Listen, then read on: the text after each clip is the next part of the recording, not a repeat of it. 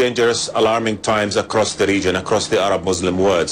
We're extremely concerned about the consequences of this dangerous decision, not just in Jordan, across the Muslim world. No issue is more sensitive to Arabs and Muslims and Christians than Jerusalem. No issue is more potent in terms of its ability to rally public opinion. So people are angry, people are outraged. We're all disappointed with this decision.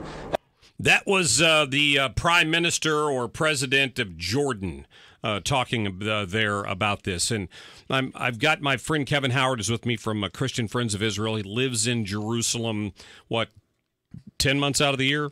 At least. At least 10 months out of the year. So he spends a lot of time on the ground there. I heard the UN foreign minister who handles foreign policy or whatever suggest that we need a two-state solution. There's all this talk about a two-state solution. I would assume, and tell me if this is true or not, from the Israeli perspective, they've got those lands that they took in the 67 war where settlements have been built and there's some claim on those by these outside groups. I could see them being willing to barter with some of that, but isn't giving up control of Jerusalem sort of a line they're not going to cross? I can't envision a time when Israel would agree that we're going to let these folks who want to destroy us into the city limits of Jerusalem with ownership of it. Am I wrong about that? No, you're right about that. But also, these are a bit of separate issues. Okay. When you come to Jerusalem, the interesting thing is that everyone's on the Palestinian side, on the Arab side, is saying that they want a capital in East Jerusalem. Yet from 1948 to 1967, Jordan had the West Bank, right? They had control of East Jerusalem, and for that time period of almost 20 years, no one ever tried to put in a Palestinian state. No one ever claimed a capital in East Jerusalem. When they had it, it wasn't until 1967, and Israel pushed back in a war of self-defense because they were being attacked by three armies, that they took those grounds back. So Netanyahu has stated that Jerusalem is non-negotiable at this point. What that means in its entirety is yet to be seen. I think maybe there's a real estate issue here in my mind, because you talk about East Jerusalem and Jerusalem. So is East Jerusalem technically in what the Palestinians referred to as occupied territory? Is it in the West Bank area, right? Is that what you just said? It depends on what the lines are and where they're drawing. These are not international borders. These are armistice lines where the fighting stopped. Right. So they're disputed lines, disputed borders. So you've got things that were from 1949, from Israel's independence war, where the fighting stopped, where Jordan came across, okay? Because the original mandate included much more. Basically, the Jordan River from the British Mandate was to be the dividing line, where the Palestinian Arabs went to what's known as Transjordan, which is now Jordan. Okay. Which, if you look at the population of Jordan, it is over 98% Palestinian Arabs. And the Jordan River was the demarcation line, the dividing line from the homeland for the Jews and the homelands for the native Arabs of that nation. That was back in 1922. Okay, right after World War I, when Britain had it. So moving up to today, now you're working with all kinds of very thinly cut lines that are not actual borders. They're just places where the fighting has stopped. Right. Yeah, that's a good point. And I think people lose that perspective sometimes because we think of everything in happening in our lifetime or in the last 60 or 70 years and what's happened from the formation of Israel. It's almost like what happened in the situation in Afghanistan when the United States decided to go in there. The British went in and colonized that area years ago and just randomly divided up areas that the tribes there didn't perceive to be proper lines to begin with. So in other words, the fighting's been going on for generations among a lot of these groups. And a simple line on a map doesn't mean anything to a lot of them. It doesn't. No. The same thing happened in Iraq. It happened in Syria when that was all divided up.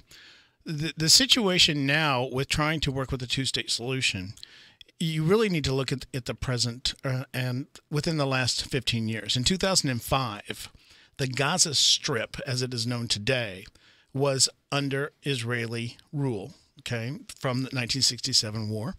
And Ariel Sharon was prime minister then, and George W. Bush put a lot of pressure on him to release that land as kind of a place, a state, if you will, an area for the Arabs to have their own autonomous control. And tens of thousands of Jewish communities were uprooted, physically moved out of that area, and the land just given to the Palestinian Arabs. That is where Hamas, a terrorist organization, now is the official government of the Gaza Strip. So there is your petri dish, if you will, your experiment of land for peace and how well it's worked. It hasn't. In other words, it hasn't. In 2014, there were over 10,000 rockets fired out of the Gaza into the communities of southern Israel, and even attempts to reach clear as far north as Jerusalem. Maybe it would be good for people to understand when people talk about the Palestinian Authority, Hamas is a branch of that, correct? Isn't it like their military? Is Hamas? Am I wrong about that? It's confusing for lots of people. Yeah, Hamas considers itself its own place. The PLO is actually out of Ramallah, which is to the north of Jerusalem. Mahmoud Abbas, who I think he's serving his 12th year of a 4-year term as president, but he's in charge up there. He took over after Yasser Arafat. The Hamas came in later in 2006, I think it was, in the Gaza area. But yes, the Hamas, you really have to get into the understanding of the region. I have a couple friends who help me with that, knowing who the Muslim Brotherhood is, who the Fatah is, who the Hamas is, and who the Hezbollah is to the north.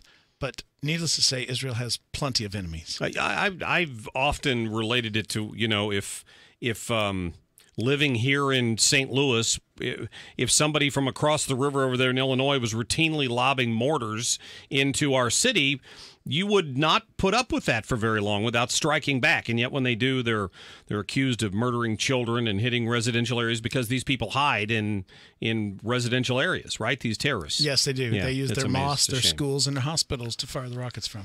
Wow.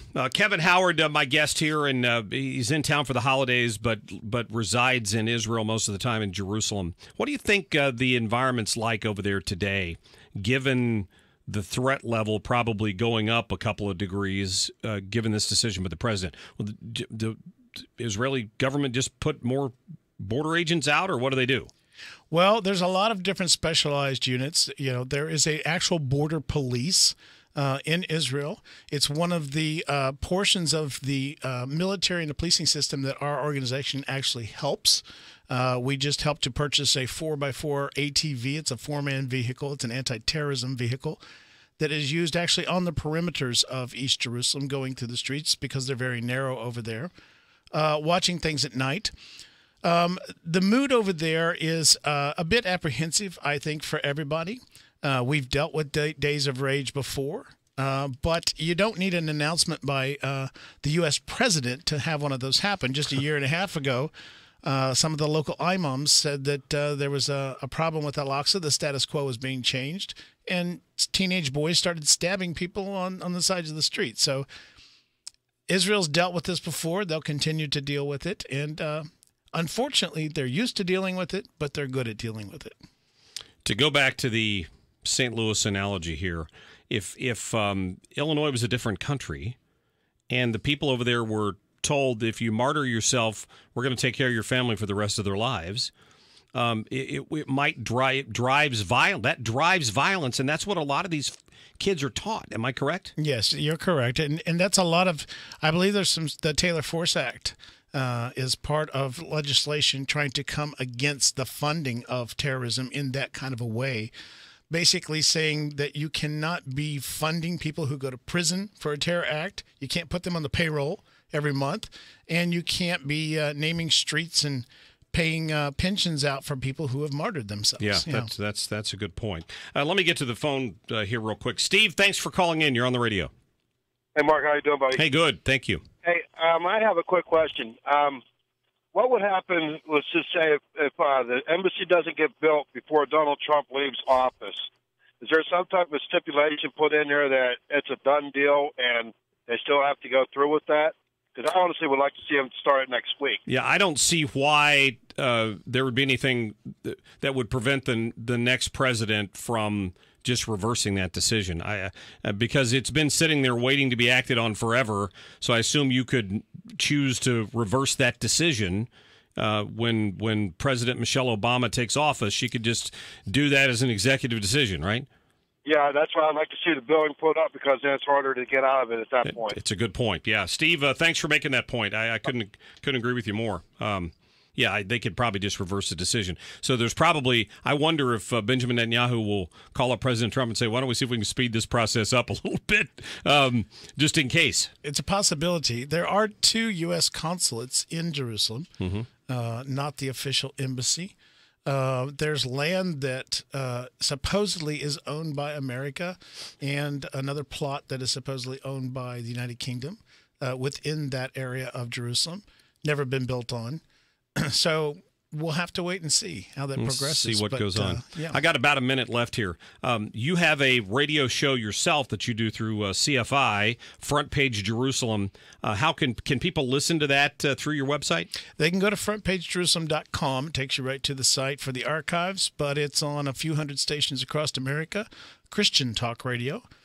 A little bit different than what we do here with conservative talk radio. That's true, yeah, but then a lot of parallels as well. A lot of parallels. Yeah. Well, yeah, as I said earlier today, I applaud the president for doing this. It's time for America to stand up and say that we stand with Israel, and we stand against those we stand against people who want to destroy Israel, which Israel happens to be surrounded by people who have that attitude. So it makes a lot better relationship when you say, I'm your partner and I stand with you. Yes, absolutely. Kevin, Howard, always great to see you, my friend. Great to see you, too. All right. Best of luck with everything over there, and have a safe trip home after the holidays. Merry Christmas. Merry Christmas to you. You bet. All right. 314-969-9797, 866-455-9797. In the next block here at the top of the hour, we are going to get